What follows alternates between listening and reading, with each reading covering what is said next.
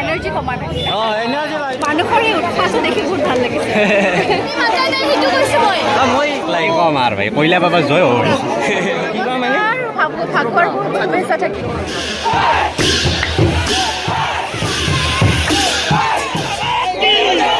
ধুনীয়া ড্ৰেছ পিন্ধি আহিছে চাওক কুৰ্তাটো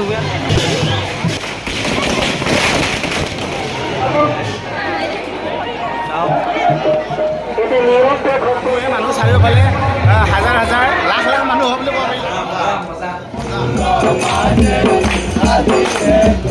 welcome to my YouTube channel Hirak genius blog আজি এটা নতুন ভিডিঅ'লৈ আপোনালোক সকলোকে স্বাগতম জনাইছোঁ গম পালে বৰপেটা সত্ৰত দৌল মহোৎসৱ আজিৰ পৰা ষ্টাৰ্ট হৈছে আৰু আজি ৰাইজিং ক্লাবৰ দ্বাৰা এখন হোলী গীত প্ৰতিযোগিতা পাতিছে আৰু এই হোলী গীত প্ৰতিযোগিতা কোনো ষ্টেজ বা কোনো মঞ্চত নহয় এইটো মুকলি পথত মানে ৰাস্তাই ৰাস্তাই গাই যাব লাগিব আৰু বিচাৰকে তাত মানে কি পুৰস্কাৰ দিব ঘোষণা কৰিব পুৰস্কাৰ তো আজি আহিব দীপলিনা আৰু ডিম্পু বুঢ়া গতিকে তেওঁলোক বিশিষ্ট অতিথি আৰু আমি হ'ল সৰু সুৰা ইউটিউবাৰ গতিকে আমিও ভিডিঅ' বনাম আপোনালোকক দেখুৱাবৰ কাৰণে তো আপোনালোকে চাই থাকক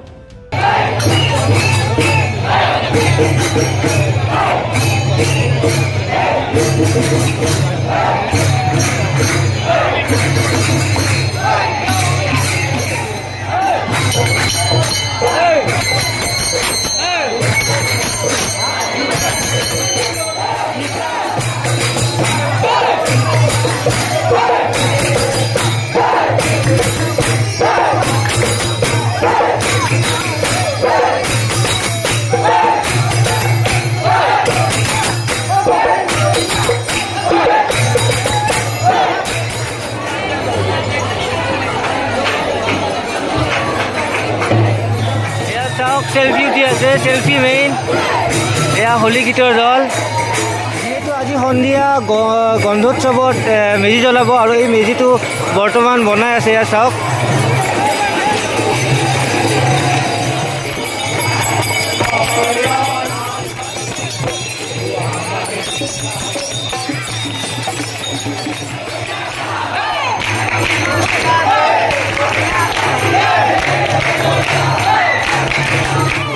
আহি পোৱা নাই কিন্তু মোৰ বাইদেউক লগ পালোঁ বাইদেউসকলে চিনি পায় এইটো বাইদেউ আমাৰ ডিৱাইত কাম কৰে বাইদেউ পৰিচয়টো দি দিয়ক আপুনি নিজে কিন্তু পৰিচয় দিম আৰু মিতুৰাণী মই বৰপেটাৰ ছোৱালী বৰপেটাৰ জীয়ৰী আহিলোঁ আৰু ডিৱাইট 365 কাভাৰেজ কৰাৰ কাৰণে আৰু কিমান বাজিলে 11:35 হ'ল এতিয়া আৰু অলপ দেৰি হৈ গ'ল বহুতবাৰ বহুত বেছি দেৰি হৈছে আচলতে প্ৰত্যেকবাৰে আমি আহোঁ ৰাতিপুৱা 8টা মানৰ পৰা ষ্টাৰ্ট আমি মানে কাভাৰেজ যেতিয়া ষ্টাৰ্ট কৰোঁ 9টা মানৰ পৰা প্ৰায় প্ৰচেছন বজাত আৰম্ভ হয় এবাৰ প্ৰথমবাৰ দেখিছোঁ মই আচলতে কিছু লেট হৈছে হয়তো ডিম্পুহঁতৰ কাৰণে লেট হৈ গ'ল মই ডাইৰেক্ট নকওঁ কাৰণ ডিম্পুত বৰ্তমান আহি পোৱা নাই বাকী চাওক গোটেই মানুহ মুখা ৰেডি হৈ আছে তো আজি হয়তো এটাই বাজি যাব পাৰে তো সেয়াই আৰু চাই থাকক ভিডিঅ'টো আপোনালোকক যিখিনি পাৰোঁ শোভাযাত্ৰাখন দেখুৱাম আৰু মিতুৰাণী বাকো মোৰ ফালৰ পৰা হোলী শুভেচ্ছা জনালোঁ কাৰণ মিতুৰাণী বা আমাৰ বৰপেটাৰ জীয়ৰী তো এই আৰু এই চবতে ময়ো অসমবাসী ৰাইজক লগতে বৰপেটাবাসী ৰাইজক বহুত শুভেচ্ছা জ্ঞাপন কৰিছোঁ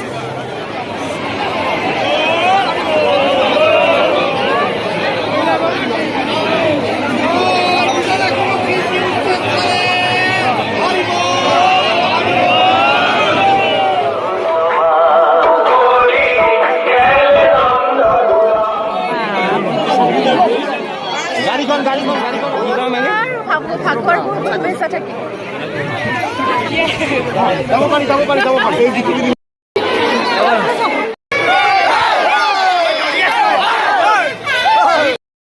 কম আৰু ভাই পইলা বাবা জয় হ'ব আমি বৰ্তমান ফুৰি আছোঁ আৰু মোৰ লগত আছে কস্তুৰী নিশা ছাৰ ফুলক অহা নাই ফুলকক মাতাই নাই গতিকে আমি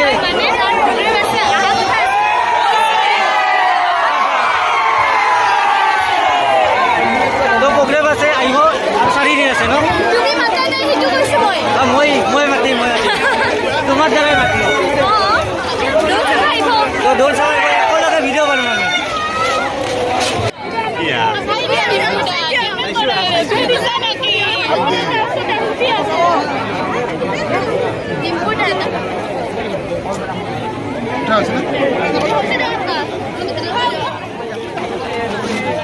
ভাই জুচ গৰম কেনে গৰম বহুত গৰম ন মানুহৰ এই উৎসাহটো দেখি বহুত ভাল লাগিছে এই অশোক দা কেনে আজি গৰম কেনে গৰম গৰম অলপ পাইছোঁ ভিৰ যথেষ্ট হৈছে ভিৰ বহুত বুলি ক'ব লাগিব ভিৰ কাৰণে অলপ গৰমটো বেছি অনুভৱ কৰিছোঁ ঘামিছে পূৰা ঘামিছে একদম পুৰা এয়া হ'ল আমাৰ দীপলিনা বা চাওক আজি ইমান সুন্দৰকৈ সাজি কাচি এনেই ধুনীয়াই আমাৰ দীপলিনা বা আৰু ইমান সুন্দৰকৈ সাজি কাচি আহিলে আৰু বেছি ধুনীয়া লাগে তো গতিকে আমাৰ বৰপেটাত দীপলিনা বাক স্বাগতম জনাইছোঁ আৰু পাৰিলে আজিতো থাকিলে ভালেই আছিলে গোটেই প্ৰগ্ৰেমটো চাব পাৰিলে হয় কিন্তু ফাকুৱা দিন আহিব যদি সময় পায় যোৱাবাৰ আপোনাক মেছেজ দিছিলোঁ আপোনাৰ ঘৰত কিবা প্ৰগ্ৰেম আছিলে মই মেছেজ কৰিছিলোঁ যোৱাবাৰ যোৱাবাৰ অহা কথা আছিলে আপুনি তো আমি বৰ্তমান বুলি আছোঁ আৰু এয়া জাগৃতি এই কষ্ট কৰি ইমান গৰমত ডিউটি কৰি আছে অশোক দাও আছে আৰু ইমান ভিৰ মানুহে মানে কি খুন্দাই বগৰাই দিব খোজে গতিকে ইমান সুৰক্ষা দি আমি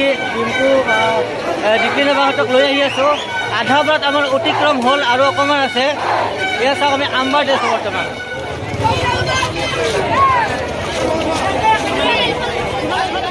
অলপমান ৰখাব অলপ ৰখি দিওঁ অঁ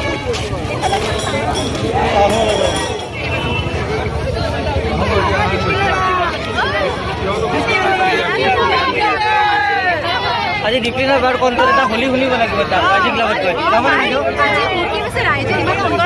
আপোনাৰ বৰপেটা ৰাইজে সহযোগ কৰিব লাগিব বৰপেটা ৰাইজে আপোনাক সহযোগ কৰিব আপুনি ক'ব লাগিব দীপলিনা বাই আজি গান গাব হোলী গীত আপোনালোকে চাব ডিম্পুৰ লগত বুলি আছোঁ এয়া চাওক আমাৰ মহিলা আৰক্ষী বাইদেউসকলে ইমান সুন্দৰকৈ ডিম্পুক লৈ আহি আছে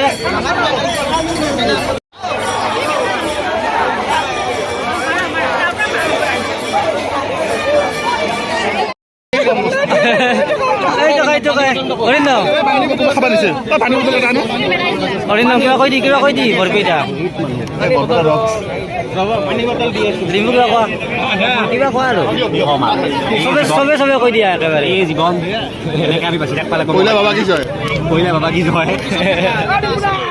বাইদেউৰ আজি গল সুখে আছে চৰপতো পানীও পুৰা বাইদেউ কম গৰম নেকি কম গৰম না কিন্তু গৰম হ'লেও এনাৰ্জি কমা নাই অঁ এনাৰ্জি বাইদেউৰ একদম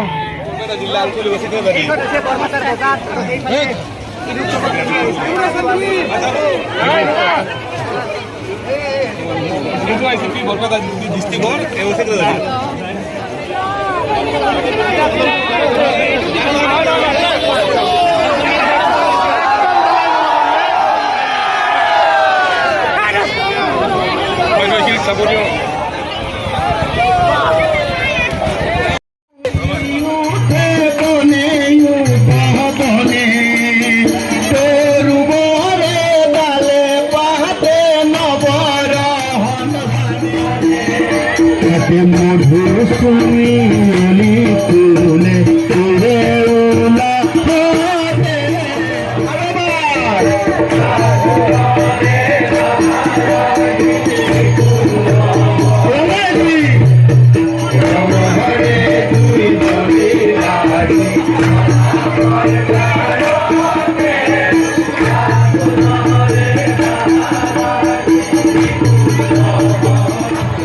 বঁটা বিতৰণী অনুষ্ঠান আৰম্ভ কৰিবলৈ আগবাঢ়িছোঁ আৰু তাৰ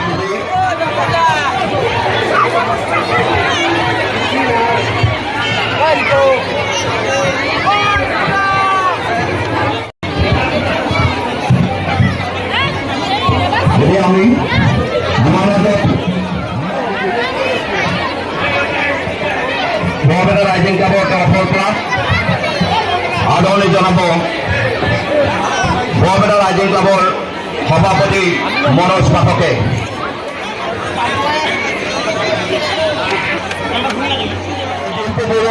বৰপেটা ৰাইজিং ক্লাবৰ পৰা আদৰণি জনাব ৰাইজিং ক্লাবৰ সাধাৰণ সম্পাদক মনজিৎ দাসে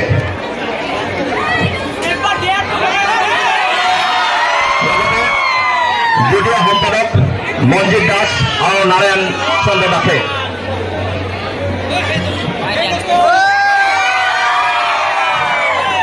এখন গুৰু আসন আৰু ফুলাম গামোচাৰে ডিম্পু বৰুৱাক এয়া সম্পাদক দলে আদৰণি জনাইছে এতিয়া আমি আমাৰ মাজত ক'ৰ পৰা আৰম্ভ কৰিব বুজিয়ে পোৱা নাই আচলতে সঁচা কথা ক'বলৈ গ'লে যদি কিন্তু সৰুৰে পৰা মোৰ সৌভাগ্য হোৱা নাছিল বৰপেটালৈ অহাৰ, মানে দৌল উৎসৱলৈ অহাৰ। সদায় দেখি আহিছোঁ, শুনি আহিছোঁ। এইবাৰ যি অভিজ্ঞতা হ'ল, সেই অভিজ্ঞতা মই গোটেই জীৱনত পাহৰিব নোৱাৰোঁ। ধন্যবাদ ৰাইজিং ষ্টাৰ, নহয় ৰাইজিং ক্লাব, ৰাইজিং ক্লাবৰ প্ৰত্যেকজন সদস্যক মই ধন্যবাদ জ্ঞাপন কৰিছোঁ। আজি হোলী গীত গালোঁ, সকলোৰে সৈতে হাঁহি ফূৰ্তি কৰিলোঁ। এতিয়া কেৱল দুটা কাম বাকী আছে, কি জানে নাই? ৰাণা কিবা খাব লাগিব,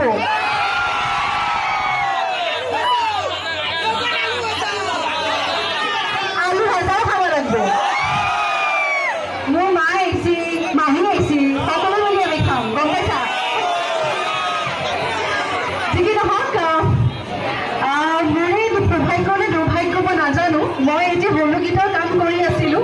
আজি দাদাক লগ পাই পেলাই আচলতে মোৰ সপোন পূৰা হোৱাৰ নিচিনা বুলি ক'লেও ভুল নহ'ব। তেখেতৰ সৈতে এটি হোলী গীতৰ কাম কৰিম বুলি আজি সকলোৰে আগত মই স্পষ্ট কৰি দিছোঁ। অতি সোনকালে আমি এটি হোলী গীত কৰিম।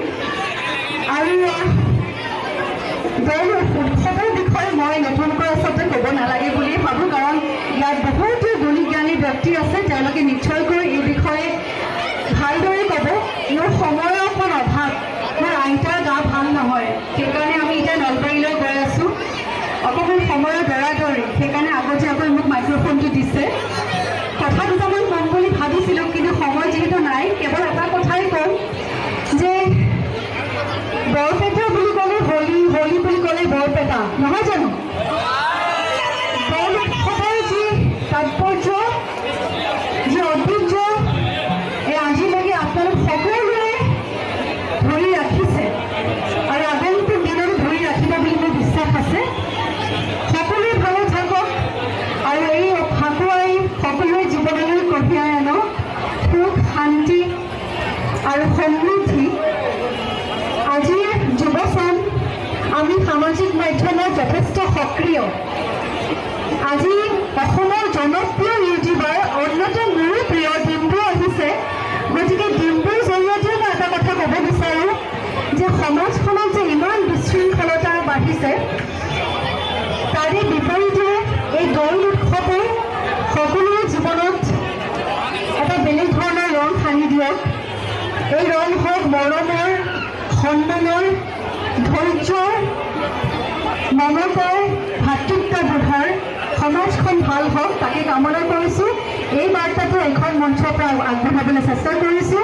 বাকী আজিলৈ মই বহুত বেছিকৈ কথা নকওঁ, হোলী গীতো গালোঁ যিহেতু।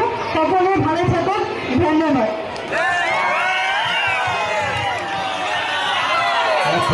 কৈছোঁ হে দোস্ত,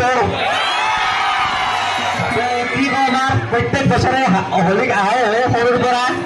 আৰু হোলী মানে বৰপেটা, বৰপেটা মানে হোলী।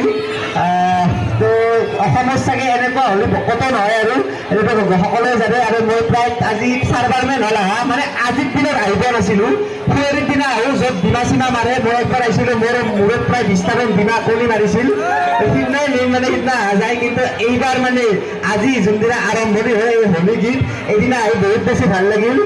আৰু মই ফাৰ্ষ্ট আহিছিলোঁ হোলী কিমান ক্লাছ কিবা সৰুতে দেই মাৰ লগত আহিছিলোঁ, 10ত আহিছিলোঁ।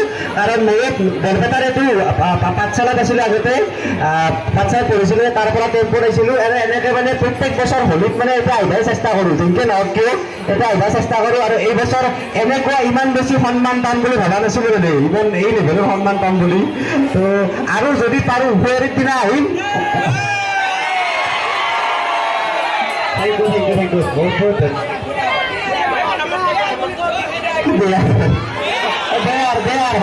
এনেকৈ হোলী চলিলে কইনা বাবাই যাতে এনেকৈ হোলীখন আৰু ডাঙৰ ডাঙৰ কৰি লৈ গৈ থাকক। আজিতো অসম ফেমাছে, একদিন যাতে বৰপেটাৰ হোলী পুৰা পুৰা ভাৰত পৃথিৱী ফেমাছ হয়।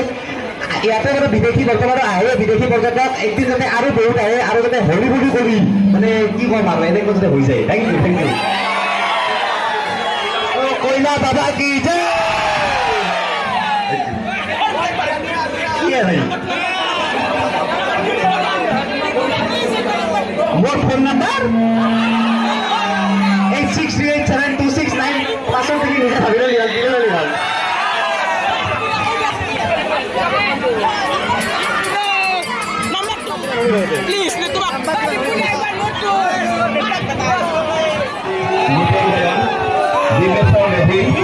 হোমেন দাসক এই মঞ্চত আহি আসন গ্ৰহণ কৰিবলৈ আমন্ত্ৰণ জনাইছোঁ।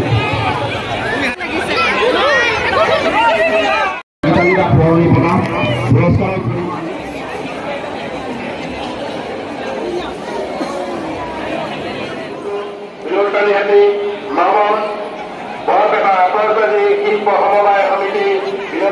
তো এয়া চাওক মানুহ হ'ব ধৰিছে, অলপ পিছতে আৰু মানুহ হ'ব। এয়া চাওক আমাৰ বৰপেটা জিলা আৰক্ষী, মহিলা আৰক্ষী, কাৰণ এইবাৰ যাতে কোনো দুষ্কৃতিকাৰী একো কৰিব নোৱাৰে, তো বাইদেউহঁতেও আছে সুন্দৰকৈ ডিউটি কৰি। তো আৰু কিছু সময়ৰ পিছতে বৰপেটা সত্ৰত আতচবাজি প্ৰদৰ্শন হ'ব। আৰু মোৰ লগত আছে মোৰ পেহা গপজিত পাঠক, বৰপেটা আতচবাজি সমবায় সমিতিৰ মানে স্বত্বাধিকাৰী। আৰু এনেকৈ চাওক, এয়া আপোনালোকে হয়তো দেখা নাপাব, এয়া চাওক মোৰ ওপৰত এইটো কি বুলি কয়, এইটো স্পেচিয়েল মটাৰ গাছ। তো কেনেকৈ ফুটাই আপোনালোকক মই দেখুৱাম, চাই থাকক। আৰু বৰপেটাৰ আজিৰ দিনটো যি আতচবাজি হয়, গোটেই অসম বিখ্যাত। বহুত দূৰণিৰ পৰা অহা মানুহে এইটো বস্তুকে ৰখি থাকে, কেতিয়া বৰপেটাৰ আতচবাজি মানে চাব পাৰিব, কাৰণ বৰপেটাৰ আতচবাজি বহুত সুকীয়া বস্তু। তো চাওক, চাই থাকক।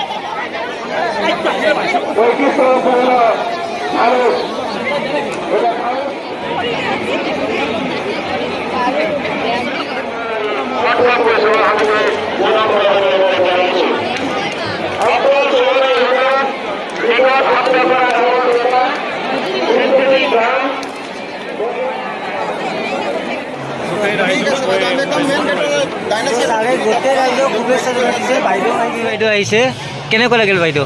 খুব ভাল লাগিছে।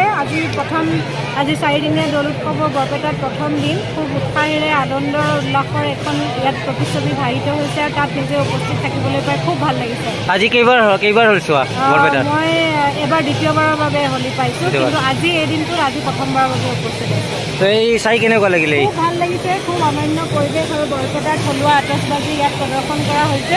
খুবেই ভাল লাগিছে। এই পৰম্পৰা যাতে সদায় অটুট থাকে, তাকে কামনা কৰিছোঁ। ধন্যবাদ। আমি আছোঁ বৰ্তমান ভূষণৰ লগত। ভূষণ, আজি কেনে লাগছে? ভাল লাগছে। আমাৰ বৰপেটাৰ প্ৰাণৰ উৎসৱ দেউল অৰ্থাৎ হোলী আজি শুভাৰম্ভ হৈছে, আৰু মানুহ চাৰিওফালে হাজাৰ লাখ মানুহ হ'ব বুলি ক'ব পাৰি। লাখ মানুহ হৈছে, তাৰমানে ঠাই নাই, তাৰমানে মোবাইলৰ নেটৱৰ্ক নোহোৱা হৈ গৈছে, তাৰমানে ইমান বেছি মানুহ হৈছে। আৰু প্ৰতি বছৰে হয়, আৰু সকলোকে মই নিমন্ত্ৰণ জনাইছোঁ, আহক বৰপেটাৰ দেউল চাব, বৰপেটাৰ হোলী চাব আহক। খুব সুন্দৰ পৰিৱেশ, আপোনালোকে কেতিয়াও নোপোৱা এক্সপিৰিয়েঞ্চ, অভিজ্ঞতা ইয়াতে পাব। চ' আহক, 4 দিনীয়া কাৰ্যসূচী আছে, বাকীখিনি কোন 4 তাৰিখ ক'বই। 4 দিনটো কৰি আজি এদিন গ'লে আৰু 3 দিন আছে, আৰু লাষ্টৰ দিনা মানে 9 মাৰ্চত আমাৰ ইয়াত হুৱেৰি মানে ফাকুৱা, সেইদিনা আহিব, ডাবুল আনন্দ পাব। তো এক্সপিৰিয়েঞ্চটো আপোনালোকক মই ভিডিঅ'ত জনাব নোৱাৰোঁ, কিন্তু আহিলে এইটো এক্সপিৰিয়েঞ্চ নিজে ল'ব পাৰিম।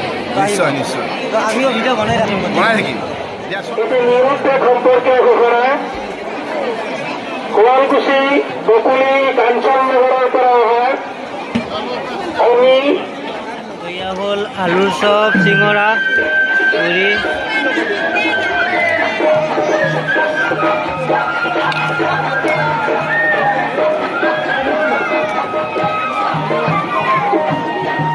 এয়া হ'ল বৰপেটাৰ বিশেষ ৰঙাডিমা, চাওক। আপোনালোকক সুশীলা ভৰালীৰ খেতি ৰীমা।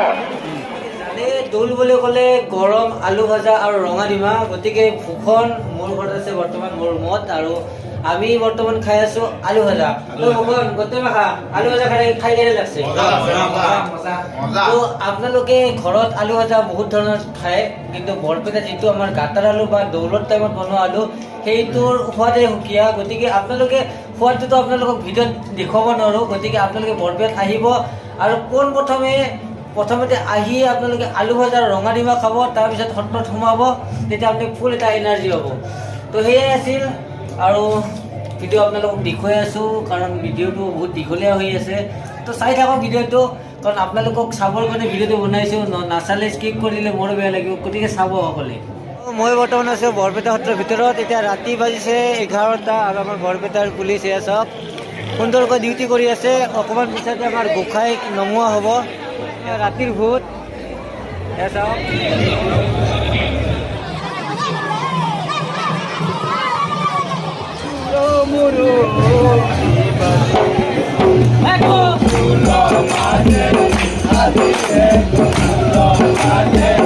Mother,